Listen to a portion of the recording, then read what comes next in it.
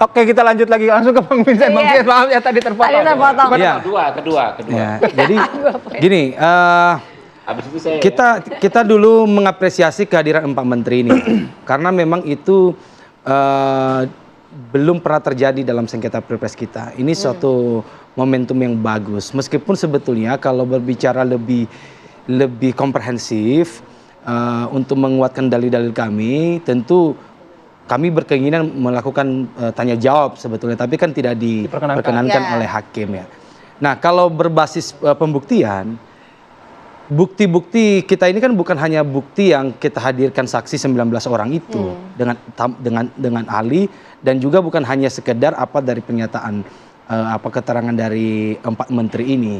Karena memang kita punya bukti-bukti dokumen yang memiliki korelasi dengan dalil kita dengan 19 saksi, baik saksi fakta maupun saksi ahli gitu ya.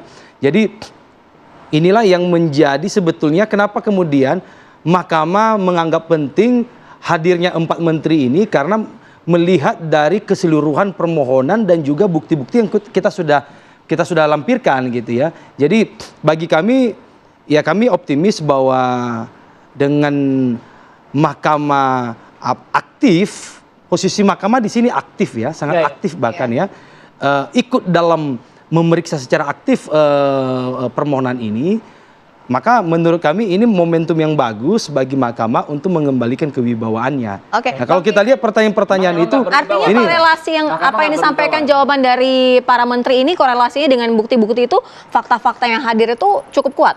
Korelasinya sangat erat gitu. Banyak gini, kita kan tidak mungkin, ini kan belum ditanya ke 4 menteri itu. Kenapa Mendak, ketua PAN siapa namanya, Zulkifli Hasan mempersonalisasikan bansos yang dibagikan oleh Jokowi itu ke Jokowi gitu. Ini kan nggak keluar fakta itu, tapi di dalam bukti-bukti kita lampirkan itu. Bagaimana PJ patut diduga terlibat dalam sumber daya untuk digerakkan untuk memenangkan gitu ya. Nah ini juga kita lampirkan dalam bukti-bukti tertulis, karena memang tidak cukup waktu untuk kita menghadirkan saksi maupun saksi ahli. Misalnya begini, menurut pakar kita bahwa El Nino ini sudah selesai di bulan November gitu. Nah, semestinya kan bantuan-bantuan berkaitan dengan El Nino ini sudah berakhir di bulan November. Nah, ini kan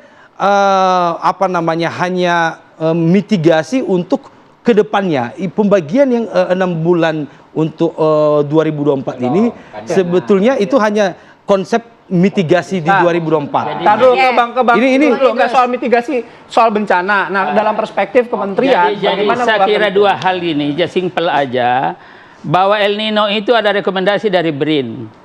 Jadi setiap kebijakan itu yang kita ambil ketika kita pemerintahan itu harus ada secara profesional. Iya, yang Ibu Mega itu ada BRIN dan itu sudah diproses ke depan. Atas dasar itu maka ditetapkanlah kebijakan itu lagi. Dan di situ ada 2 pasti diambil. Kaitan dengan bantuan sosial dan kaitan dengan Bapanas itu tadi. Dan ini jalan. Sehingga banjir di lapangan menjelang inilah penafsirannya Kamal kan gitu, tapi ditafsirkan begitu ya, terima kasih. Nah, ini saya kira. Dan kemudian satu lagi, saya ingin mengatakan begini, di sana ini kan sebenarnya kita kan berkutat pada 2 hal. Pertama adalah hukum dalam arti norma, bukan etika. Norma. Norma, aturannya ada. Kalau bicara etika pasti beda pendapat lagi.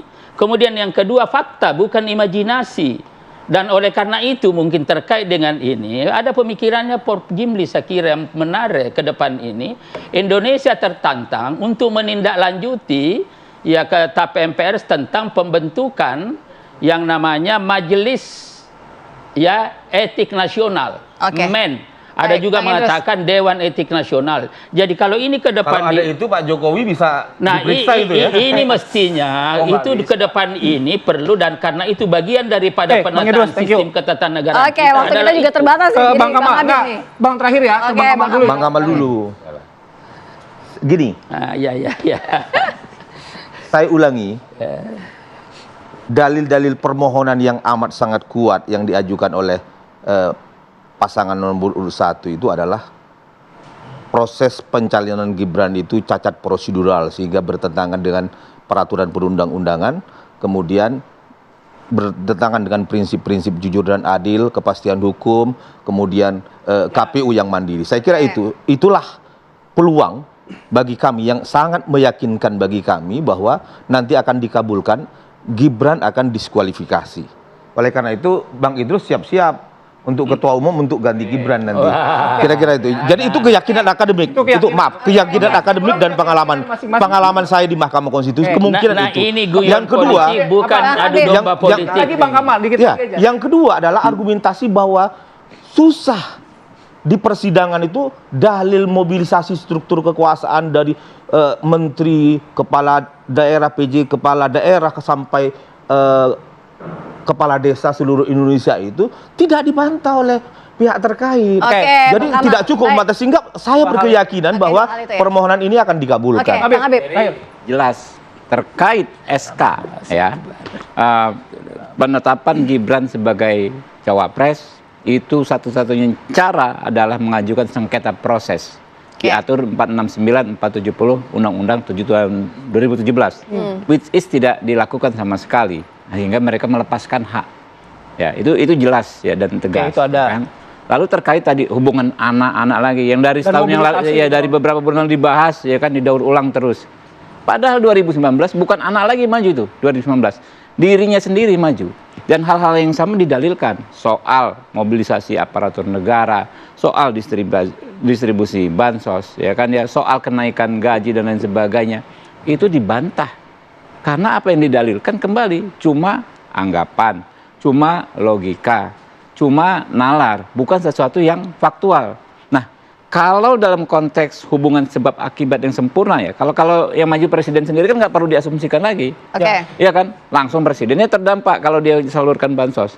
Apalagi ini cuma anak atau cuma paslon yang di-endorse. Sehingga sih saya hakul yakin ya, Mahkamah Konstitusi ini istiqomah. Oke. Memutus berdasarkan ketentuan hukum dan perundang-undangan yang berlaku, menolak paslon 1 dan paslon Kita tunggu ya nanti. Oke, kita tunggu ya. Nanti kita tunggu. Kita Masing-masing libur punya lebaran dulu keyakinan ya. masing-masing ya. Ya, oke. Masing-masing punya keyakinan Oke, sendiri-sendiri tapi ya. kita terima kasih Bang Idrus, Bang Kamal. Terima kasih Bang Idrus, Bang Kamal, terima kasih Bang Vincent, terima kasih Bang Habib, terima Etik kasih. nasional Ya, perlu Oke. kita segera libur dibentuk. lebaran dulu. Banyak pelanggaran Terima etik ya. kasih. Kita saling maafkan dulu ya. Ya, mohon maaf lahir batin. Kita Aidil saling Faidin memaafkan mau dulu, lebaran ya. biar tenang dulu. Oke, udah. Cukup. Oke. Oke, terima kasih Bapak-bapak. Kalau gitu kita ke undangan bareng ya karena batiknya udah sama semua. Oke, kita break sesaat Terima lagi. kasih Bapak-bapak. Oke.